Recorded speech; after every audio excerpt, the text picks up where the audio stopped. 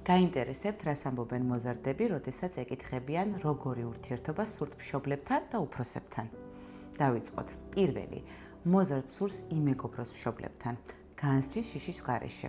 მას სურს თქვენთან ურთიერთობა გაზიარება მოყოლა, მაგრამ მხოლოდ მაშინ, როცა გრძნობს, რომ არ შეაფასებენ, არ გააკრიტიკებენ და დასცინებენ, არ გააუფასურებენ მის გამოცდილებას, თუნდაც ბავშვურს. მეორე, მას სურს გენდობოდეთ.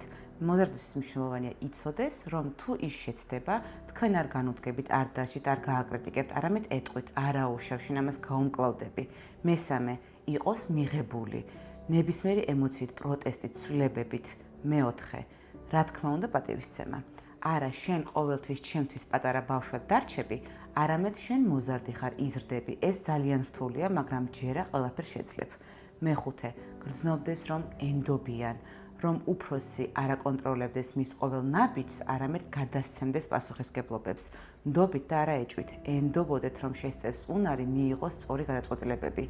არა, შენ რომ მიგიშვა რაღაცა ცუდ ჩაიდნენ, არამედ მე მჯერა, რომ კარგად ასწონ დასწონი და სწორ გადაწყვეტილებას მიიღებ. თუ გაგიჭირდება, ან შეგეშინდება, ყოველთვის მზად ვარ დაგეხმარო.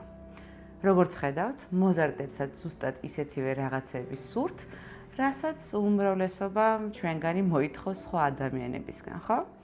თუ მოზარდი ხარ, დაწერე კომენტარებში, შენ როგორი ურთიერთობა გსურს უფროსებთან და დაელოდეთ მეორე ნაწილს. ნახვამდის.